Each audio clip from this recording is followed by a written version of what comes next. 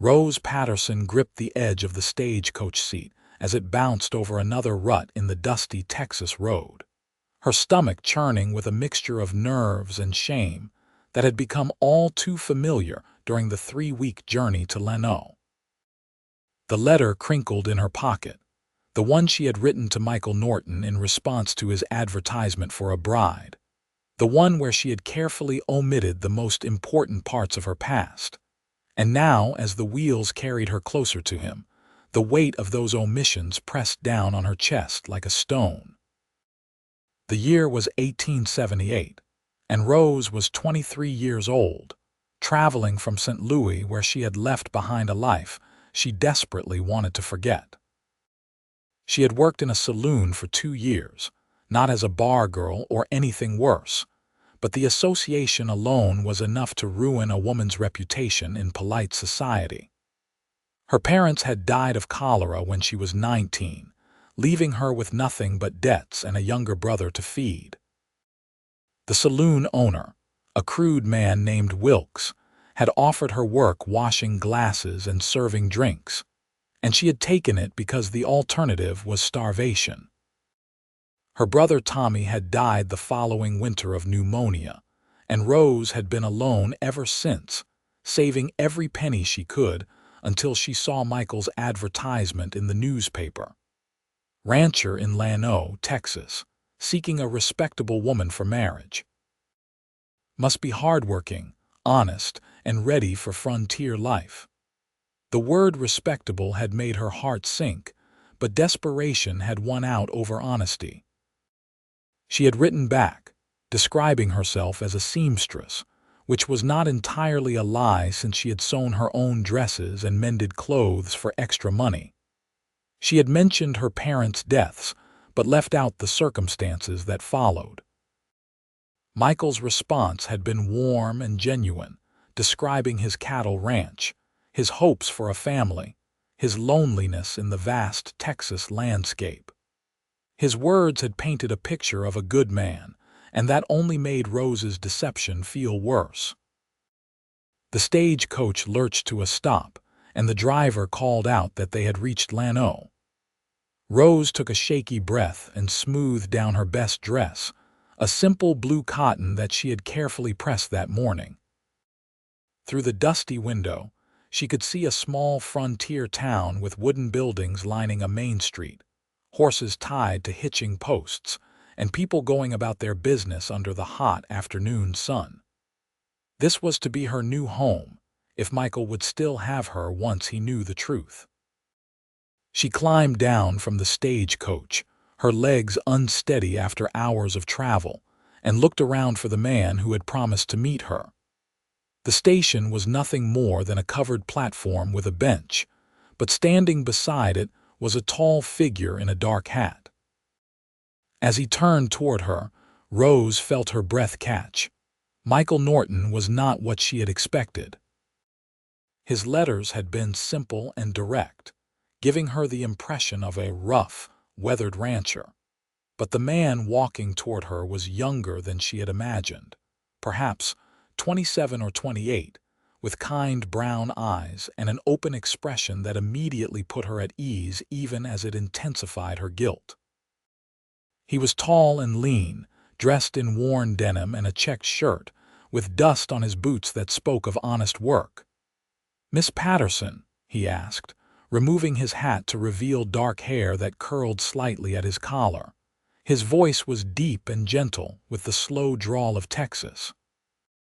"Yes," Rose managed, her throat tight. "Mr. Norton, Michael, please," he said, and his smile was genuine and reached his eyes. "Welcome to Llano. I hope the journey was not too difficult." "It was long, but I am grateful to be here," Rose said, trying to return his smile despite the knot of anxiety in her stomach. Michael picked up her small trunk as if it weighed nothing and gestured toward a wagon waiting nearby. "The ranch is about an hour's ride from town. I thought we might stop at the hotel dining room first if you are hungry, give you a chance to rest and refresh yourself before we head out." His consideration touched her, and Rose nodded. "That would be very kind, thank you." As they walked toward the hotel, a modest two-story building with a painted sign reading Llano House, Rose was acutely aware of the curious glances from townspeople. News of the mail-order bride would have spread quickly in a small community like this, and she could feel the weight of their speculation. Michael seemed oblivious to it, or perhaps he was simply used to small-town gossip. The dining room was clean and simple, with checkered tablecloths and the smell of fresh bread. Michael ordered coffee and stew for both of them, and they sat across from each other at a corner table. The silence between them felt heavy with unspoken things, and Rose knew she could not let this go on much longer. "Michael," she began, her hands twisting in her lap beneath the table. "There are things I need to tell you before we go any further. Things I should have written in my letters but did not." He looked at her steadily, his coffee cup halfway to his lips. He set it down carefully. "All right." Rose felt her cheeks burn, but she forced herself to meet his eyes. "I was not entirely truthful about my circumstances in St. Louis. After my parents died, I did so for money, but I also worked in a saloon. I was never anything but a server. I swear that on my life, but I know that the association alone makes me unsuitable for a respectable man. If you want to send me back, I will understand completely. I just could not marry you with this lie between us." The silence that followed seemed to stretch on forever. Rose watched Michael's face, trying to read his expression, but he was looking down at his coffee, his jaw working as if he was choosing his words carefully. Finally, he looked up and his eyes were thoughtful rather than angry. "How long did you work there?" he asked. 2 years, Rose said quietly, "until 6 months ago. I have been saving money and doing sewing work since then, trying to build up enough to start fresh somewhere. When I saw your advertisement, it seemed like a chance at a real life, a good life. But I should not have kept the truth from you. It was dishonest, and you deserve better than that." Michael leaned back in his chair, studying her. "Why did you work in a saloon? You said you sewed for money." "It was not enough," Rose explained, her voice barely above a whisper. "My brother was sick, and we needed medicine and food and coal for heat. The saloon owner offered me twice what I could make sewing, and I was desperate. After Tommy died, I stayed because I had no other way to save money for passage west, but I hated every moment of it. The noise, the smoke, the way men looked at me. I am not proud of it. Did anyone hurt you there?" Michael's voice had an edge to it now, protective rather than judgmental. Rose shook her head quickly. "No. The owner kept order, at least in that regard, but the environment itself was degrading. I felt soiled just by being there, even though I never did anything wrong." Michael was quiet for another long moment, and Rose braced herself for rejection. Instead, he said something she never expected. "My mother was a dance hall girl before she met my father." Rose's eyes widened. "What?" "She worked in San Antonio, dancing and serving drinks, much like you did," Michael continued, his voice even. "My father was a young cowhand who came in one night and fell in love with her on the spot. She told him the truth about her past, just like you are telling me now, and he said something I have never forgotten. He said, 'We start our story today. Whatever came before does not matter, because from this moment on, we are writing new pages together.'" Tears pricked at Rose's eyes, unexpected and hot. "He said that, he did. And they had 32 years together before he passed 3 years ago from a heart condition. My mother died the following year. I think she could not bear to be without him. They loved each other deeply, right up to the end, and not once did my father ever throw her past in her face or make her feel less than the remarkable woman she was." Michael reached across the table and gently took Rose's hand. His palm was calloused from ranch work but warm and steady. "Rose, I appreciate your honesty more than you know. You could have kept this secret, and I probably never would have found out. The fact that you told me, even knowing I might reject you, tells me more about your character than anything you did or did not do in St. Louis. If you are willing, I would like to do what my father did. We start our story today. What happened before does not define who you are or who we can be together.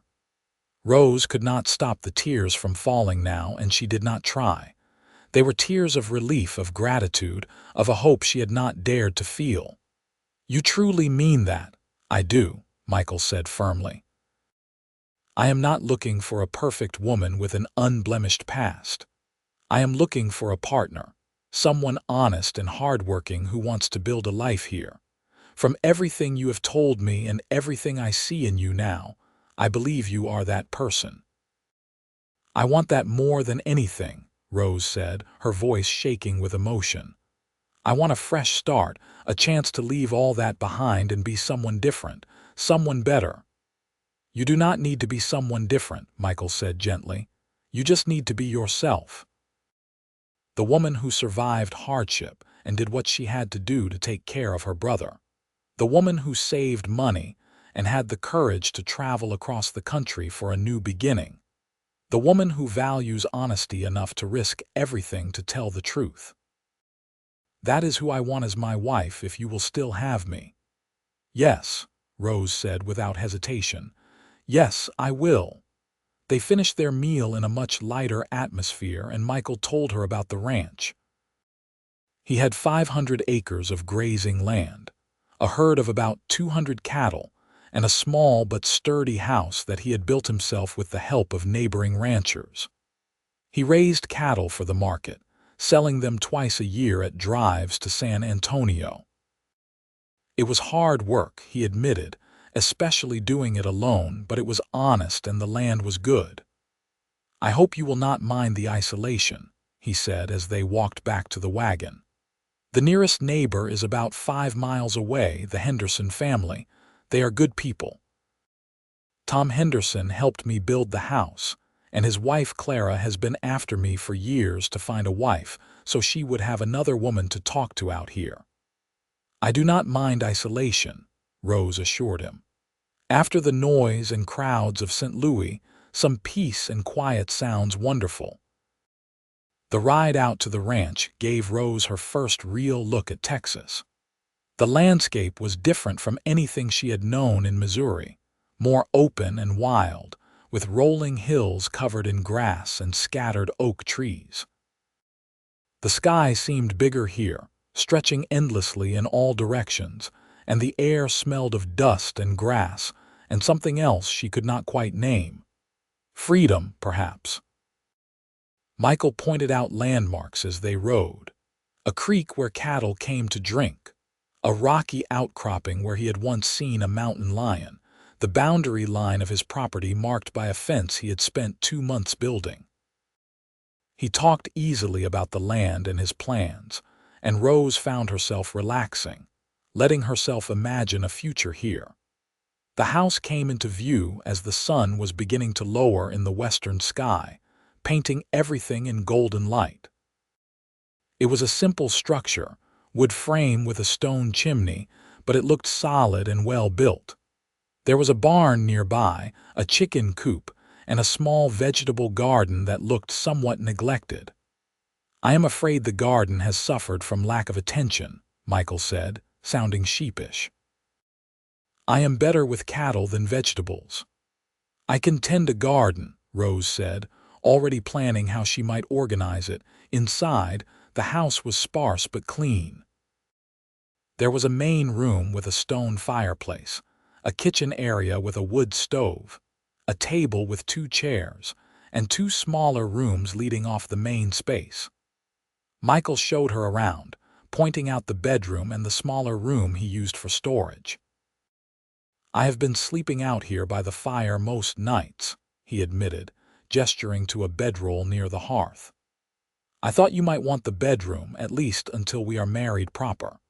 I figured we should have the preacher come out in the next few days, give you some time to settle in first. Rose appreciated his consideration and his respect for propriety, even out here where there was no one to see. "That sounds wise. Thank you for being so thoughtful." "I will ride into town tomorrow and speak with Reverend Matthews," Michael said. "He can come out on Sunday if that suits you. That gives you a few days to rest and get accustomed to the place." Over the next few days, Rose threw herself into making the house a home. She cleaned every surface, organized the kitchen, mended curtains that had developed tears, and tackled the garden with determination. Michael worked with the cattle during the day but always came back for lunch, and they would sit together at the small table and talk. Rose learned that he had grown up on this land, that his father had claimed it and built the original structure, a small cabin that had burned down 10 years ago. Michael had rebuilt, making it larger and sturdier, with dreams of filling it with a family someday. "I always wanted children," he admitted over a lunch of bread and cheese. "A whole house full of them, running around, learning to ride, helping with the ranch. I want to build something that lasts, something to pass on." "I want that too," Rose said softly. "I always imagined having a family, but after Tommy died, I thought that chance might have passed me by. I am grateful to have another opportunity." On Saturday evening, Michael rode to the Henderson ranch and returned with Clara Henderson, a cheerful woman in her 40s with graying blonde hair and a warm smile. She had brought fabric for a dress. "Every bride needs something special to wear," Clara declared, pulling Rose into an unexpected hug. "I know we only just met, but Michael here is like family to us, and that makes you family too. I thought we could work on this together tonight, get you fitted proper for tomorrow." The two women spent the evening cutting and pinning while Michael made himself scarce, checking on the horses and doing evening chores. Clara talked a steady stream, filling Rose in on the local families, the town gossip, and the community gatherings. "You will find that folks out here do not stand much on ceremony," Clara said as she hemmed the skirt. "We are all just trying to survive and make a life, and we help each other because we have to. You will find good people here, Rose, people who judge you by what you do now, not what you did before." Rose wondered if Clara knew about her past, but the woman's open, friendly manner suggested she either did not know or did not care. Either way, Rose was grateful. The dress came together beautifully, simple white cotton with lace at the collar that Clara had been saving. When Rose tried it on, she barely recognized herself in the small mirror. She looked like a bride, like someone fresh and new, and the symbolism was not lost on her. Sunday morning dawned clear and bright. Reverend Matthews arrived in a small buggy, a portly man with white hair and kind eyes. The Hendersons came as well, Tom and Clara and their 3 grown sons, to serve as witnesses.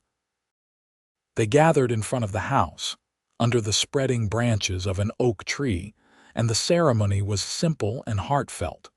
Michael took Rose's hands in his, and his voice was steady as he made his vows. "I promise to honor you, to provide for you, to protect you, and to cherish you all the days of my life. Your past is forgiven and forgotten, and our future starts now." Rose's voice shook as she made her own vows, but she meant every word. "I promise to be faithful, to work alongside you, to build a home and a life here, and to love you with all that I am." When Reverend Matthews pronounced them husband and wife, Michael kissed her gently, and Rose felt something shift inside her. She was married now, truly married, to a good man who knew her secrets and chose her anyway. It felt like a miracle. Clara had brought food, and they had a small celebration lunch outside, sitting on blankets and enjoying the spring weather.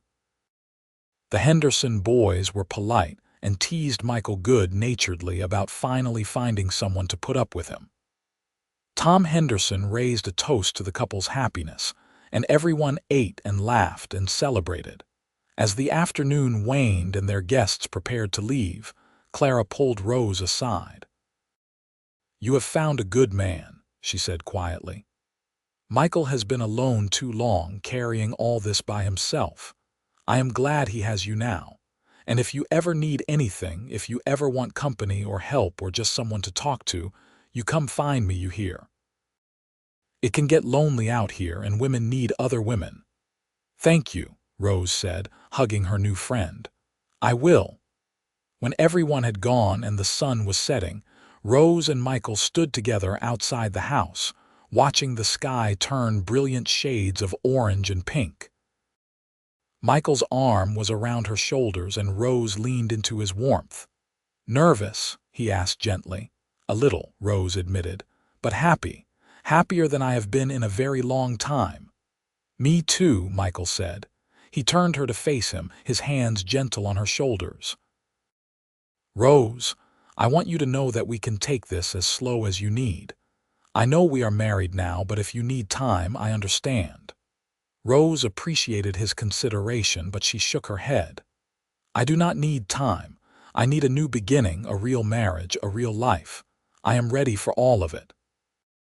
That night, in the bedroom that was now theirs, Michael was gentle and patient, and Rose discovered that love between a husband and wife could be tender and sweet rather than something to fear or endure. Afterward, lying in his arms in the darkness, she felt truly safe for the first time since her parents had died. The weeks that followed settled into a comfortable rhythm. Rose took over the household tasks, cooking and cleaning and tending the garden with energy born of genuine purpose. She found she enjoyed the work, the way each day brought visible results. The garden began to flourish under her care, producing vegetables that improved their meals considerably. She also took over the chicken coop, coaxing better egg production from the hens through regular feeding and care. Michael worked hard with the cattle, riding out early each morning and often not returning until late afternoon. But he always came back for the midday meal Rose prepared, and they would sit together and talk about their days. He taught her to ride, patiently helping her learn to handle the gentle mare he had bought from Tom Henderson specifically for her use. Rose named the horse Copper for her reddish-brown coat, and she grew to love the freedom of riding across the open land. One afternoon, about a month after their wedding, Michael came home earlier than usual, his expression troubled. Rose was in the garden and she straightened up as he approached. "What is wrong?" she asked immediately. "Found tracks down by the south pasture," Michael said, removing his hat and running a hand through his hair. "Looks like someone has been cutting the fence and running off cattle. I am missing at least a dozen head." Rose wiped her hands on her apron, concern creasing her forehead. "Rustlers?" "Seems like it. I am going to ride over to Henderson's place, see if he has had similar trouble. We might need to organize a watch, take turns patrolling the boundaries." "Be careful," Rose said, touching his arm. The thought of him in danger made her stomach clench. Michael covered her hand with his and smiled. "I will. Do not worry. Cattle thieves usually run at the first sign of trouble. They are cowards who prey on isolated ranchers. With a few of us working together, they will move on to easier targets." He rode out, and Rose tried to continue her work, but worry nagged at her. She had heard stories about range wars and cattle rustling, about violence that could erupt over land and livestock. The thought of losing Michael, of being alone again, was unbearable. He returned as the sun was setting, accompanied by Tom Henderson and two of his sons. They met in the yard, their voices serious as they discussed strategy. Rose brought out coffee and listened as they made plans. "We will take shifts," Tom was saying. "Two men riding the boundaries each night, switching off so everyone gets some rest. If we catch them in the act, we will have witnesses and can get the law involved." "I do not want shooting if we can avoid it," Michael said firmly. "These are cattle, not worth dying over or killing over." We scare them off, identify them if we can, and let the sheriff handle it. The patrols began that night. Michael rode out with Tom's eldest son, James, and they came back at dawn with nothing to report. The pattern continued for 3 nights, and Rose barely slept, listening for the sound of gunfire, praying that Michael would return safely each morning. On the 4th night, things changed. Rose was dozing in a chair by the fireplace, unable to make herself go to bed while Michael was out, when she heard horses approaching fast. She jumped up and ran to the door, her heart pounding. Michael dismounted quickly, and even in the moonlight, Rose could see the tension in his movements. "We found them," he said. 3 men down in the south pasture trying to round up cattle. When they saw us, they took off. James went to get his father and the sheriff. I came back to make sure you were safe." "Why would I not be safe?" Rose asked, confused. "Because rustlers sometimes come to the house while the men are out chasing them," Michael explained, checking the rifle that hung above the door. "I am not taking any chances with you." They waited together, and Rose felt useless and afraid. Michael loaded the rifle and set it within easy reach, then checked the windows to make sure they were secured. His calm efficiency was reassuring even as the necessity of it frightened her. "Has this happened before?" Rose asked. "Once, about 5 years ago," Michael said. "Different gang." They moved through the area, hitting several ranches before the law caught up with them. This might be the same kind of thing, drifters looking for easy money. "What will happen to them if they are caught?" "Prison, most likely. Cattle rustling is a serious crime in Texas. They could hang for it, depending on the judge." The thought made Rose shudder, but she reminded herself that these men had stolen from hard-working ranchers, had threatened the livelihood of families just trying to survive. Justice, even harsh justice, was sometimes necessary on the frontier. An hour later, Tom Henderson arrived with the sheriff, a weathered man named Davies who had been keeping the peace in Llano for 15 years. They questioned Michael about what he had seen, took descriptions of the rustlers and their horses, and promised to organize a search at first light. "We will get them," Sheriff Davies assured Michael. "They cannot have gone far, and there are only so many places to hide in this country.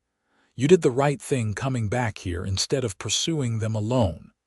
After they left, Michael barred the door and finally allowed himself to relax. Rose made fresh coffee and they sat together at the table, the rifle still within reach. "I am sorry," Michael said quietly. "This is not the peaceful life I promised you." "You promised me an honest life," Rose corrected. "And that is what this is. Every life has challenges, Michael. The important thing is facing them together." He reached across the table and took her hand. "I do not know what I did to deserve you, but I am grateful every day that you are here." "I am grateful too," Rose said softly. "More than you know." The sheriff and his deputies caught the rustlers 2 days later, attempting to sell stolen cattle in a town 30 miles away. All 3 were arrested and taken to the county jail to await trial. Michael's cattle were returned, along with livestock stolen from 2 other ranches. The incident brought the local ranching families closer together, and Rose found herself part of a community in a way she never had been before. Clara Henderson organized a ladies' sewing circle that met once a month, rotating between the various ranch houses. Rose attended her first meeting in May and met half a dozen other ranch wives, women who welcomed her warmly and treated her like an old friend. They shared patterns and recipes, traded news and gossip, and Rose realized how much she had been craving female companionship. As spring turned to summer, Rose settled deeper into her new life. She learned to preserve vegetables from the garden, putting up jars of pickles and tomatoes and beans for the winter. She improved her riding until she could keep up with Michael on shorter rides around the property. She even learned to shoot, practicing with Michael's rifle until she could hit a target with reasonable accuracy. "Not that I ever want you to have to use it," Michael said, watching her practice. "But I feel better knowing you can defend yourself if you need to." Life developed a comfortable rhythm: work and rest, companionship and solitude, the satisfaction of building something together. Rose found herself laughing more, smiling more, the weight of her past lifting little by little. Michael never mentioned St. Louis or the saloon, never threw her previous life in her face, and gradually Rose began to forgive herself for the choices she had made. In July, Rose realized she had missed her monthly courses. At first, she thought it might be stress or the change in climate, but when a second month passed, she could not deny the possibility. She said nothing to Michael yet, afraid to raise his hopes in case she was wrong, but Clara Henderson noticed her pallor one morning at sewing circle and pulled her aside. "How far along are you?" Clara asked bluntly but kindly. Rose blinked in surprise. "I do not know for certain that I am. I mean, I think I might be, but I am not sure." "You are," Clara said with the confidence of a woman who had birthed 3 sons. "I can see it in your face. Have you told Michael?" "Not yet. I wanted to be certain." "You are certain enough. Tell him tonight. That man has been hoping for a family since the day you arrived, and this news will make him happier than anything else you could give him." Rose took Clara's advice. That evening, after supper, as they sat outside watching the sunset, Rose gathered her courage. "Michael, I have something to tell you." He turned to her, immediately attentive. "What is it?" "I think I am with child," Rose said simply. "I am not certain yet, but I believe I am about 2 months along." For a moment, Michael simply stared at her, his expression unreadable. Then a smile spread across his face, so broad and genuine that it transformed him. He pulled her into his arms, holding her carefully as if she might break. "A baby," he said, his voice full of wonder. "We are going to have a baby. Are you happy?" Rose asked, though his reaction made the question unnecessary. "Happy does not even begin to cover it," Michael said. He pulled back to look at her, his eyes bright. "This is everything I wanted, everything I hoped for. A wife, a family, a real home. Thank you, Rose. Thank you for giving me this." "We made this together," Rose said, tears streaming down her face, happy tears this time. "This is ours." The pregnancy progressed well, though the summer heat made Rose uncomfortable and tired. Michael became even more protective, insisting she rest frequently and not work too hard. Clara Henderson appointed herself as unofficial midwife, visiting regularly to check on Rose and offer advice. "My first labor was 20 hours, she told Rose cheerfully during one visit. "But the second was only 6, and the third was barely 4. Gets easier each time." Rose was not sure this information was particularly comforting, but she appreciated Clara's straightforward manner. There was no mystery or shame around childbirth in this frontier community, just practical knowledge passed from woman to woman. As fall arrived, Michael prepared for the cattle drive to San Antonio. Normally, he would go himself, spending 2 weeks on the trail, but he was reluctant to leave Rose, especially this close to her time. "Tom Henderson has offered to go in my place," Michael told her one evening. "His boys can handle his ranch for a while, and he knows the buyers as well as I do. I hate to miss the drive and the negotiating, but I cannot leave you, Rose. Not now." "When is the baby due?" Rose asked. "Clara thinks late November or early December, based on when you think you conceived." "Then you have time to go and be back," Rose said firmly. "The drive is in October, and you said it only takes 2 weeks. You will be back with a month to spare, and we need the money from the cattle sale." "I will be fine, Michael. Clara will check on me, and the Hendersons are close by if I need anything." They debated it for days, but ultimately Rose's practicality won out. The ranch depended on the cattle sales, and Michael knew his stock better than anyone. He would get a better price than Tom could. In early October, Michael set out with a crew of hired drovers and 200 head of cattle, leaving Rose with strict instructions to rest, not to overwork herself, and to send for help immediately if anything seemed wrong. The first few days alone were strange but not unpleasant. Rose kept herself busy with household tasks, tended the garden one last time before the frost, and preserved the final vegetables of the season. Clara visited every few days, bringing food and company, and Rose found she did not mind the solitude. She had her horse, her chickens, and the quiet satisfaction of maintaining the home she and Michael had built. On the 8th day, as Rose was feeding the chickens, she heard a rider approaching. She looked up, expecting one of the Henderson boys, but the man on the horse was a stranger. He was older, perhaps 50, with a hard face and cold eyes. Rose felt an immediate prickle of unease. "Can I help you?" she called, staying near the house, mentally calculating how quickly she could reach the rifle just inside the door. "Looking for water for my horse," the man said, his voice rough. "Been riding since dawn." Rose hesitated. Frontier hospitality dictated that you never refuse water to a traveler, but something about this man set off warning bells. "There is a creek about a quarter-mile that way," she said, pointing. "Your horse can drink there." "That is not very neighborly," the man said, dismounting. "I could use some water myself and maybe some food if you have it to spare." "My husband will be back soon," Rose lied.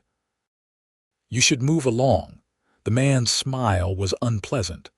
"I do not think your husband is coming back anytime soon.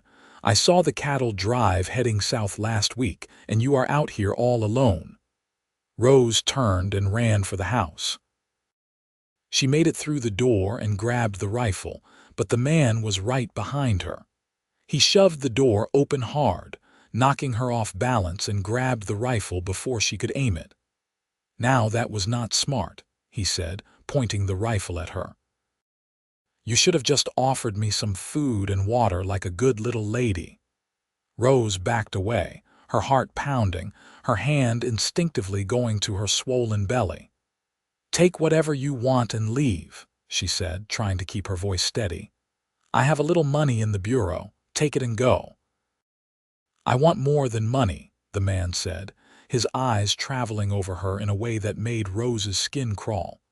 "Nice place you have here. Think I might stay a while." Terror flooded through Rose, but with it came anger. She had survived too much, fought too hard to build this life to let this man destroy it. "You will not touch me," she said, her voice stronger than she felt. "My husband will be back, and when he finds out what you have done, he will kill you." "Your husband is 2 weeks away on a cattle drive," the man said. "I've got plenty of time." He moved toward her, and Rose grabbed the first thing she could reach, a heavy cast iron skillet hanging by the stove. She swung it with all her strength, catching the man across the side of his head. He staggered, dropping the rifle, and Rose swung again, hitting his shoulder. He fell to his knees, cursing, and Rose kicked the rifle away and ran out the door. She did not stop to think, just ran to the barn, her pregnant body awkward but driven by pure adrenaline. Copper was in her stall, and Rose grabbed a bridle with shaking hands, managed to get it on the mare, and pulled herself up bareback. She kicked the horse into a gallop, heading for the Henderson ranch 5 miles away. The ride seemed to take forever, every moment expecting to hear pursuit behind her, but she made it. Tom Henderson was in his yard when she arrived, and he took one look at her face and knew something was terribly wrong.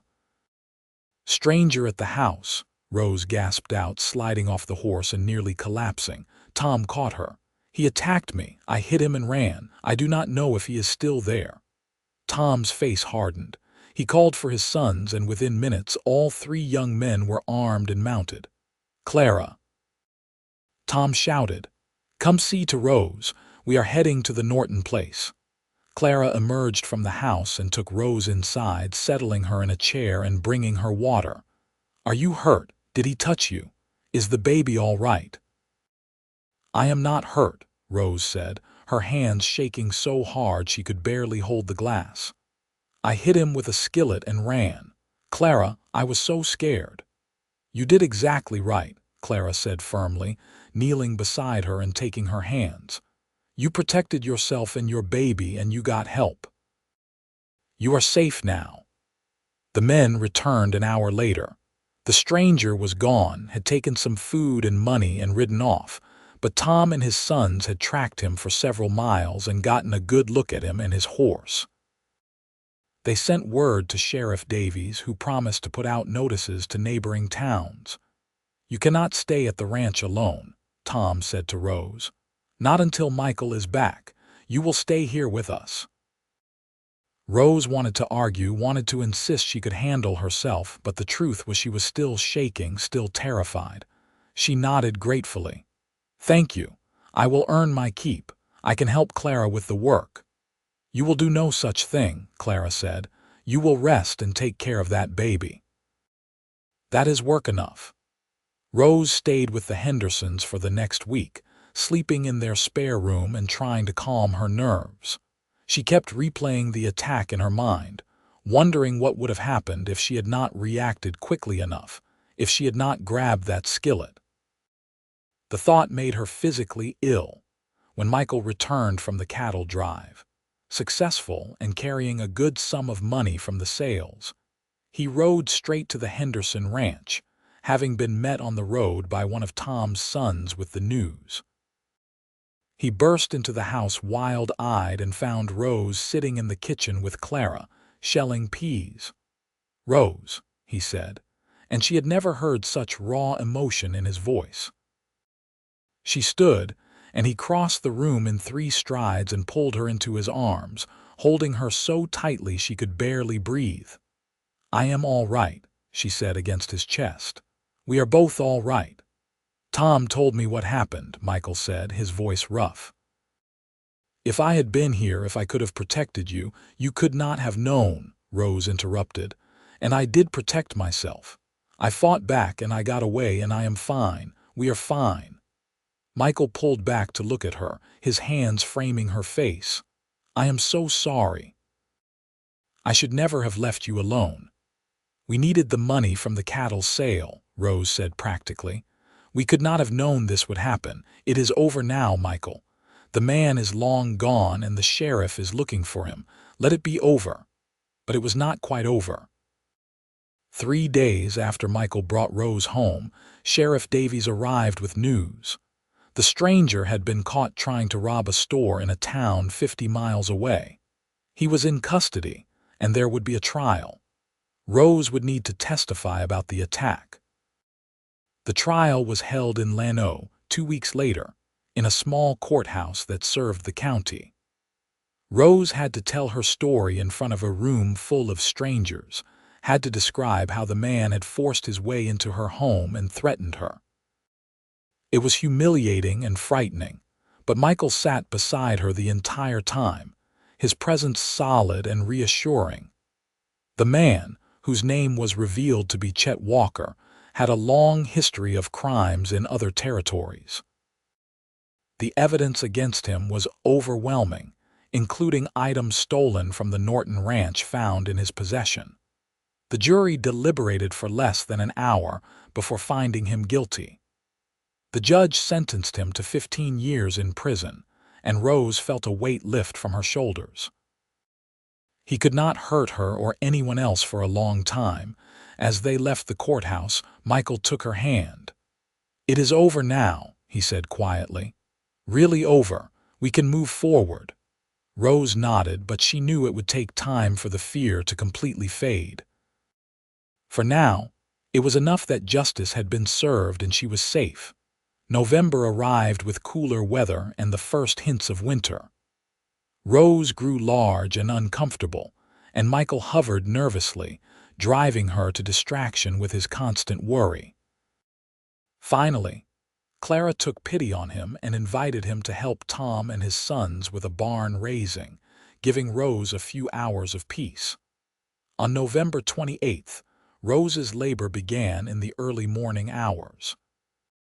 Michael, who had been sleeping lightly for weeks in anticipation, immediately woke and rode for Clara Henderson. By the time he returned with her, Rose's contractions were coming regularly, and Clara took charge with the calm efficiency of experience. "You need to leave," she told Michael firmly. "Go find something to do outside. This could take hours, and you pacing around will not help." Michael looked torn, but Rose managed a smile despite the pain. "Go. I will be fine with Clara here." The labor did indeed take hours, all through the morning and into the afternoon. Clara coached Rose through each contraction, wiped her face with cool cloths, and told her stories to distract her during the brief moments of rest.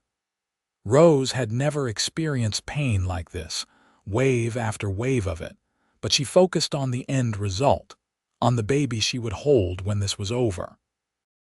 Finally, as the afternoon sun slanted through the bedroom window, Rose felt an overwhelming urge to push. Clara examined her and nodded with satisfaction. "It is time. On the next contraction, you push as hard as you can." Rose pushed with everything she had again and again until she thought she could not possibly do it anymore. Then Clara said, "One more, Rose, one more big push," and Rose bore down with the last of her strength. Suddenly there was release, and a moment later a baby's cry filled the room. "It is a boy," Clara announced, wrapping the infant in a clean blanket. "A big, healthy boy." Rose collapsed back against the pillows, exhausted and overwhelmed. Clara cleaned the baby quickly and placed him in Rose's arms. He was red-faced and angry, his tiny fists waving, but to Rose, he was the most beautiful thing she had ever seen. "Hello, little one," she whispered, tears streaming down her face. "Hello, my son." Clara stepped outside to get Michael, and moments later he burst into the room. He stopped short at the sight of Rose holding the baby, his expression one of pure wonder. "A son," Clara told him with a smile. "You have a son, Michael." Michael approached the bed slowly, as if in a dream. Rose shifted the baby so he could see better. "Would you like to hold him?" Michael nodded, unable to speak, and carefully took the tiny bundle.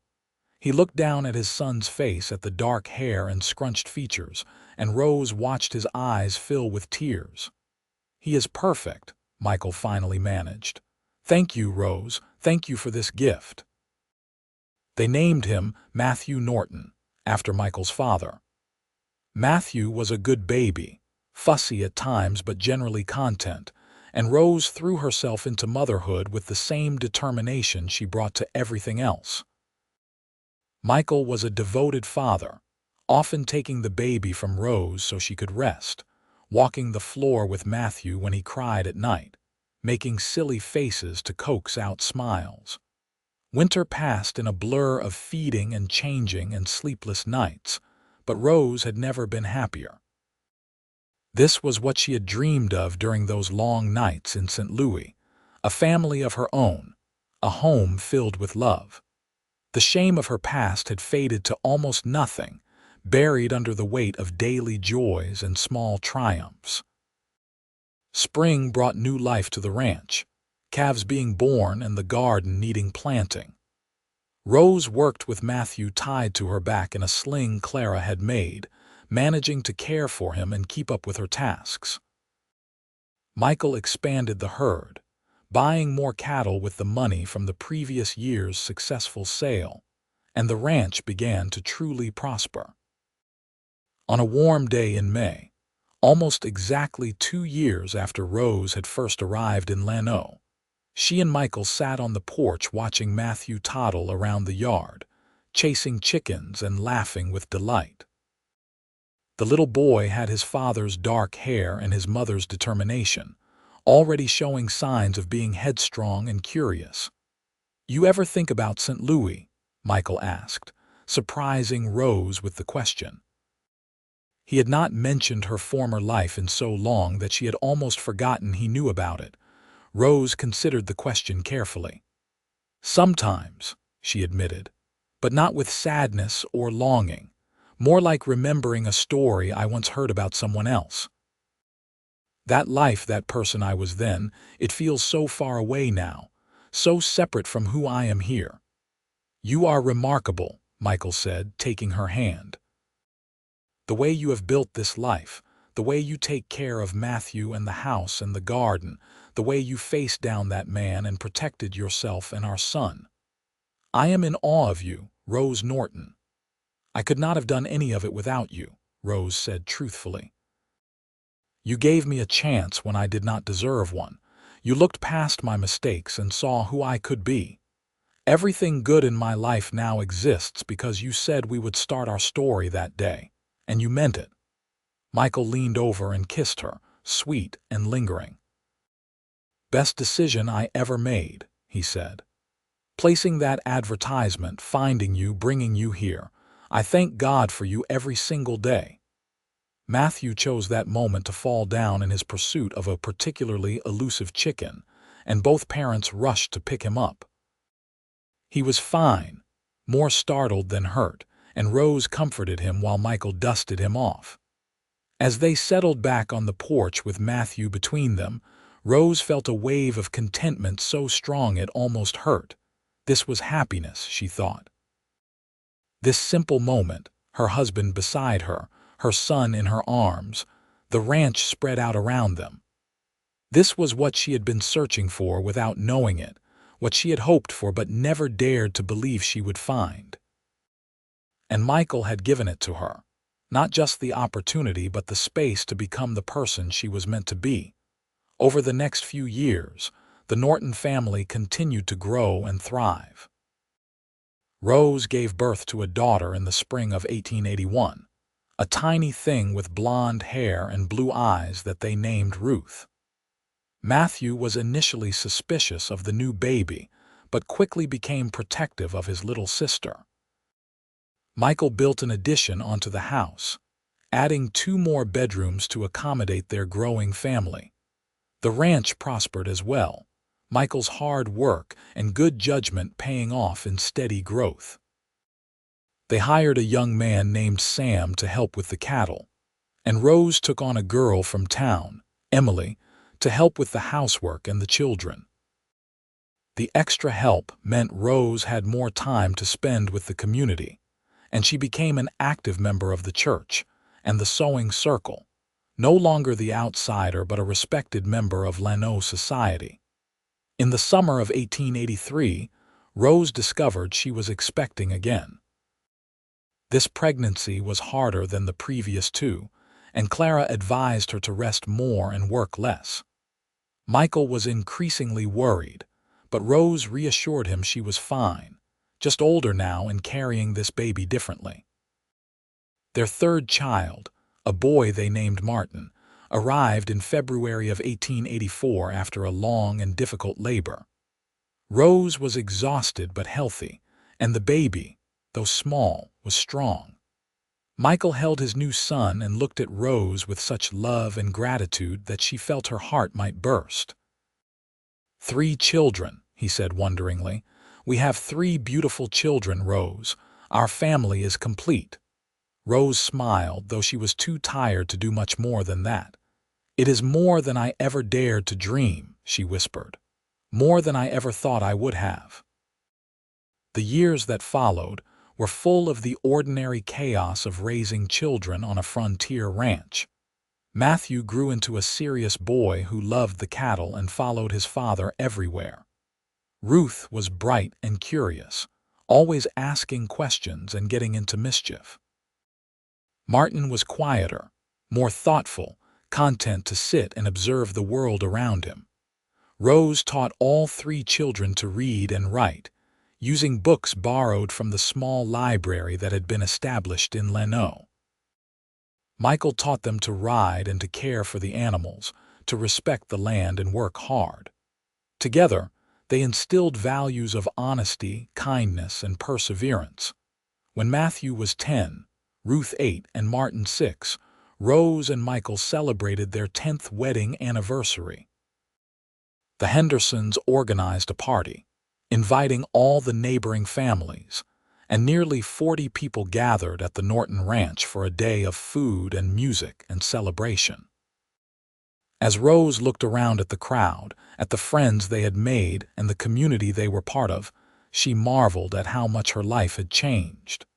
She was no longer the ashamed girl who had stepped off the stagecoach, terrified of being discovered and rejected. She was Rose Norton, wife and mother, rancher and friend, a woman with a past she had overcome and a future bright with possibility. Late in the evening, after the children had been put to bed and the guests had gone home, Rose and Michael sat together on the porch, just as they had so many times before. The stars were brilliant overhead, and the night air was cool and sweet. "You remember what I said to you that first day?" Michael asked. "In the hotel dining room, you said we would start our story that day," Rose answered.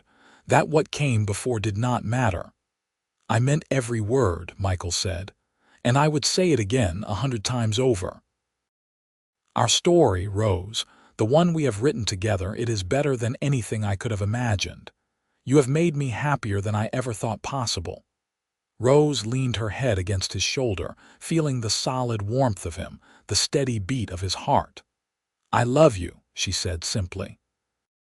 "I loved you when you gave me a second chance, and I love you more with every day that passes. You are the best man I have ever known, Michael Norton, and I am grateful every moment that you chose me." "We chose each other," Michael corrected gently, "and we built something beautiful together." They sat in comfortable silence, holding hands and watching the stars, two people who had found each other across distance and circumstance, who had taken a leap of faith and created a life together. Rose's past was truly behind her now, not forgotten but integrated into the larger story of who she had become. She was no longer defined by her mistakes, but by her choices, by the love she gave and received, by the family she had built and the life she lived each day. As the night deepened and they finally went inside, Rose took one last look at the ranch, at the house that was filled with sleeping children, at the land that had become home. She thought of that scared girl on the stagecoach, convinced she was unworthy of love or happiness, and wished she could tell her that everything would work out, that courage and honesty would be rewarded, that a good man would look past her shame and see her true worth. But that girl was gone now, transformed by time and love and the hard work of building a life. In her place was a woman who knew her own strength, who had faced down danger and doubt and emerged victorious. A woman who loved deeply and was deeply loved in return. A woman who had learned that the past did not have to define the future, that every day was a chance to write a new chapter in an ongoing story. The years continued to pass, bringing both joys and challenges. In 1886, Michael's cattle business expanded significantly when he secured a contract to supply beef to the Army fort 2 counties over. The steady income allowed them to make improvements to the ranch, including a new barn and better fencing. Matthew, now 12, took on more responsibility with the cattle, showing a natural talent for the work that made Michael proud. Ruth discovered a love of drawing and filled countless pages with sketches of the ranch, the animals, her brothers. Rose encouraged her daughter's artistic inclinations, ordering special drawing paper and pencils from a catalog. Martin remained the quiet observer, but he had a gift with the horses that amazed everyone. Even the most skittish animals calmed under his gentle touch. Clara Henderson passed away peacefully in her sleep in the winter of 1887, and Rose mourned the loss of her dear friend deeply. Clara had been the first to welcome her, the one who had helped bring all three of her children into the world, a constant source of wisdom and companionship. At the funeral, Rose spoke about how Clara had taught her what it meant to be part of a community, how her kindness had helped a lonely mail-order bride become a confident ranch wife and mother. Tom Henderson continued to be a good neighbor and friend, and his sons married and started their own families, creating another generation of strong ties between the Norton and Henderson ranches. The community continued to grow as more families moved into the area, drawn by the promise of land and opportunity. In 1889, when Matthew was 15, he asked his father if he could have his own small herd to manage, a way to learn the business and eventually earn enough to perhaps buy his own land someday. Michael agreed, proud of his son's ambition, and set aside 20 cattle for Matthew to care for. The boy threw himself into the work with such dedication that within 2 years, his herd had grown to 40 head through careful breeding and trading. Ruth, at 13, announced that she wanted to be a teacher. There was a new school in Llano now, with a real schoolhouse and a teacher brought in from Austin, and Ruth was fascinated by the idea of education. Rose and Michael discussed it, and decided to send her to a teaching college in San Antonio when she was old enough, a significant expense but one they felt was worthwhile. Their daughter's mind was sharp and eager, and they wanted to give her every opportunity. Martin, at 11, was quieter than ever, but his skill with horses had become almost legendary in the area. Ranchers would bring difficult animals to him, horses that would not take a saddle or had been mistreated and become skittish, and Martin would work with them patiently until they were calm and rideable. Michael built him a special training corral, and Martin spent hours there each day, developing methods that seemed almost magical to those who watched. As Rose entered her 40s, she found herself reflecting more and more on the journey that had brought her to this place. The shame that had once consumed her had faded to barely a memory, replaced by pride in what she had built and who she had become. She thought sometimes about the other women who might be in situations like she had been, desperate and afraid, making choices that society would condemn, but that survival demanded. She began writing letters to the newspaper in San Antonio, carefully worded essays about second chances and the importance of judging people by their current actions rather than their past mistakes. She never mentioned her own history specifically, but she advocated for compassion and understanding, for recognizing that people could change and grow. Some of her letters were published, and she received responses from readers, some supportive and some critical, but she continued writing because she believed the message was important. Michael supported her completely, proud of her willingness to speak out even on difficult topics. "You have a gift with words," he told her after one particularly eloquent letter was published. "You are helping people see things differently, making them think. That is valuable work, Rose." In the spring of 1892, Matthew announced his intention to marry Sarah Henderson, Tom's granddaughter, a sweet girl who had grown up on the neighboring ranch. The families were delighted, and a big wedding was planned for June. Rose helped Sarah make her dress, remembering her own simple ceremony under the oak tree, and felt a deep satisfaction in seeing her son so happy. The wedding was beautiful, held outdoors with half the county in attendance.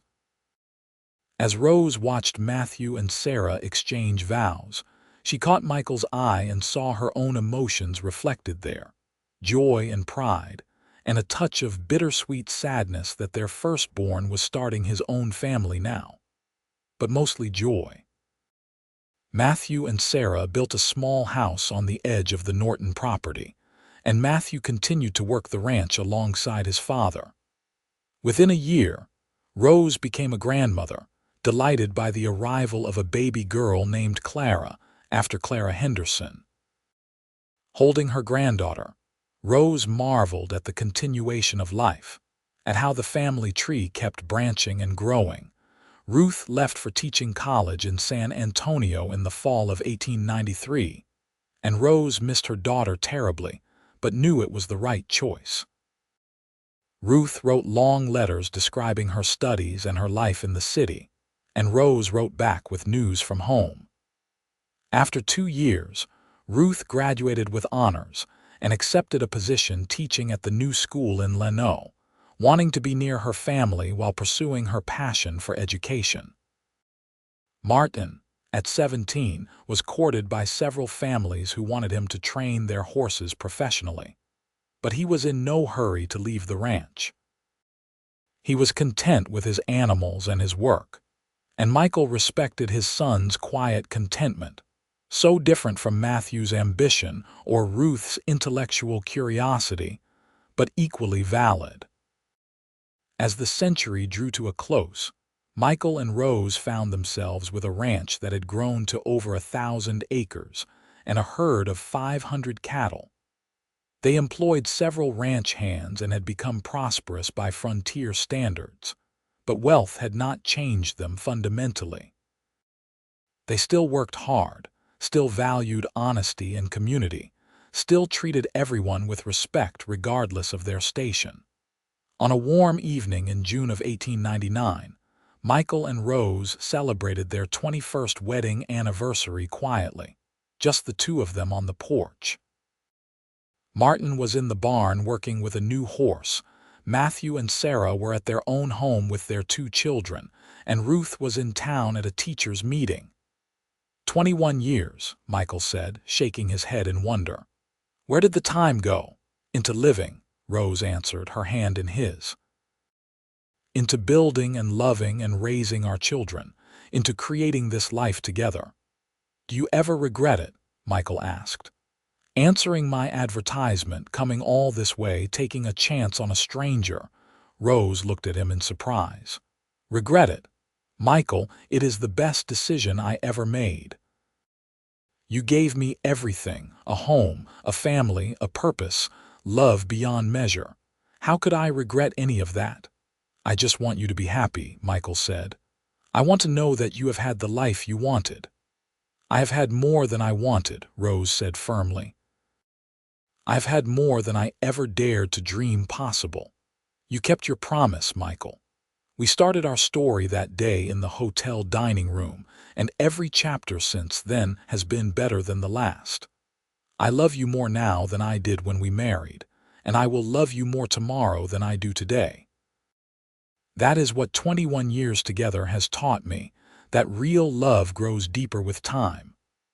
Michael pulled her close, and they sat together watching the sun set over their land, over the life they had built together. The past was truly past now, healed and integrated and no longer holding any power over Rose's present or future. She was exactly where she belonged, with exactly the person she was meant to be with, living exactly the life she was meant to live. The new century arrived, bringing changes to the world but not fundamentally altering life on the Norton Ranch. Matthew took on more and more of the daily ranch operations as Michael, now in his 50s, began to slow down a bit. Martin married a quiet girl from town named Anna, and they built a house on the ranch and started their own family. Ruth continued teaching and became engaged to the new doctor in Llano, a kind man named David who shared her love of learning.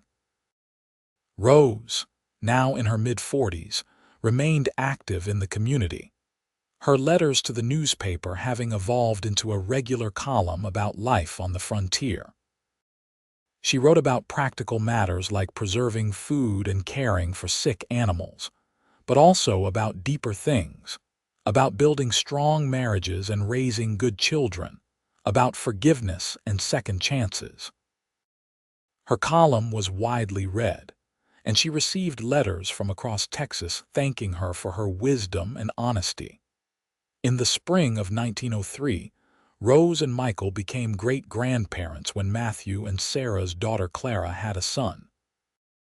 Holding the tiny baby, Rose marveled at the chain of life stretching forward, at how far her family tree had grown from that scared girl who arrived in Llano 25 years earlier. Michael's health began to decline in 1904, a gradual slowing rather than any specific illness. He tired more easily, needed more rest, but his mind remained sharp, and his love for Rose and his family never wavered.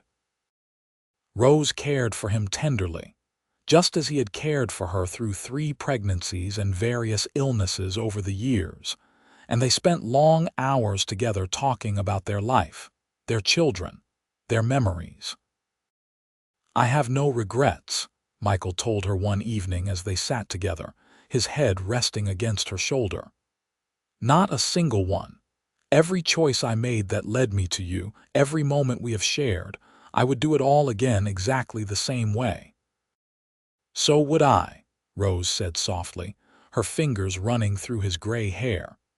"You are the great love of my life, Michael Norton, and being your wife has been my greatest honor." Michael passed peacefully in his sleep in November of 1905, with Rose beside him holding his hand. He was 54 years old, and he left behind a legacy of hard work, integrity, and love that touched everyone who had known him. The funeral drew people from across the county, all coming to pay respects to a good man who had lived his life with honor and kindness. Rose grieved deeply, but not bitterly. She had had 27 years with Michael, 27 years of love and partnership, and building a life together. She had 3 children, 7 grandchildren, and 2 great-grandchildren, all of them carrying forward the values that she and Michael had instilled. The ranch was prosperous and well managed, and Rose knew Michael had left her and their family secure.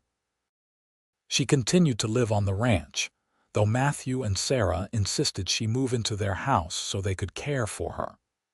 Rose agreed, not because she needed care, but because she enjoyed being near her grandchildren and watching them grow. She continued writing her newspaper column, and she spent time each day in the garden, finding peace in the simple work of coaxing life from the earth. On warm evenings, Rose would sit on the porch of Matthew's house and look out over the land she and Michael had worked together. She would remember that first day, stepping off the stagecoach terrified and ashamed, and Michael's kind eyes and gentle words. "We start our story today," he had said, and what a story it had been. Ruth came to visit regularly, bringing her husband and their 2 children. She had continued teaching and had written several textbooks on frontier education that were used throughout Texas. Martin remained on the ranch, his horse training business thriving, his quiet competence a steady presence. Matthew ran the ranch with the same integrity his father had shown, expanding it carefully and treating his workers fairly. All 3 children remembered their father with love and respect, and they cared for their mother with devotion.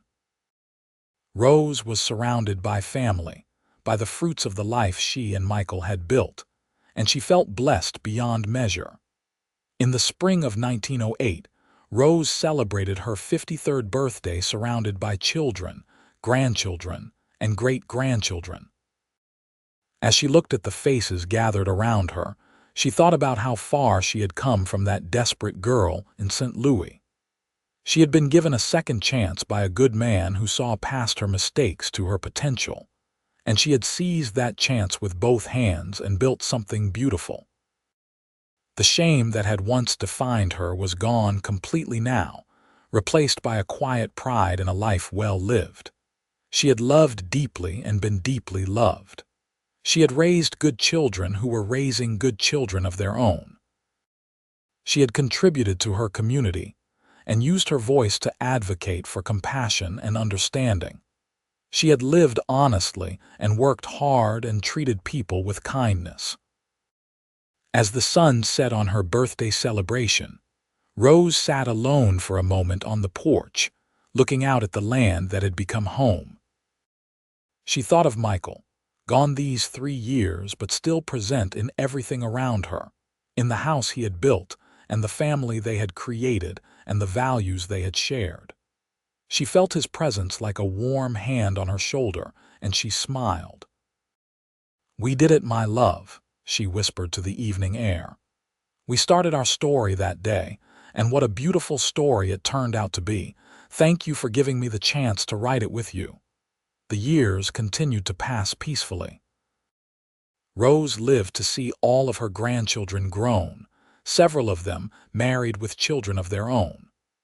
The ranch continued to prosper under Matthew's management, and the Norton name became synonymous with integrity and quality throughout the region.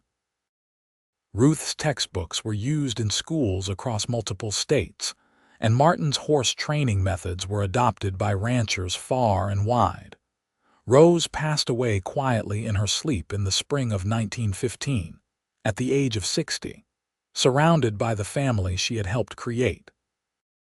She was buried beside Michael on a hill overlooking the ranch, under the spreading branches of an oak tree, not far from where they had been married 37 years earlier. At her funeral, Ruth spoke about her mother's courage, about how she had overcome shame and hardship to build a life of meaning and purpose. Matthew talked about her strength and her dedication to family. Martin, in his quiet way, simply said that his mother had taught him that kindness and hard work were the foundations of a good life, and that love could heal even the deepest wounds. The Norton family continued to grow and thrive, generation after generation carrying forward the legacy of Rose and Michael. The story of the mail-order bride who had been ashamed of her past, and the cowboy who had said they would start their story fresh, became family legend, told and retold to children and grandchildren as an example of the power of forgiveness, love, and second chances. The ranch remained in the family for over a century, a testament to the life Rose and Michael had built together. And though the world changed dramatically around it, the values they had instilled, honesty, hard work, compassion, and love, remained constant, passed down through the generations like precious heirlooms. Rose's newspaper columns were eventually collected and published in a book that became popular throughout Texas and beyond, offering wisdom and comfort to readers facing their own challenges. Her words about starting fresh, about not being defined by past mistakes, about the importance of honesty in relationships, resonated with people across time and circumstance. The story of Rose and Michael Norton became more than just family history. It became a reminder that love could bridge any gap, that the past did not have to dictate the future, and that two people committed to building a life together could overcome any obstacle. It was a story of hope and redemption, of courage and faith, of the transformative power of genuine love and acceptance. And it all began with a scared young woman stepping off a stagecoach in Llano, Texas, and a kind-eyed cowboy who looked past her shame and saw her worth, who said 5 simple words that changed both their lives forever. We start our story today. Those words echoed through the decades, inspiring generations of Nortons to face their own challenges with courage, to extend grace to others as Michael had extended it to Rose, and to believe that every day offered a new beginning, a chance to write a better chapter, an opportunity to build something beautiful from even the most difficult circumstances.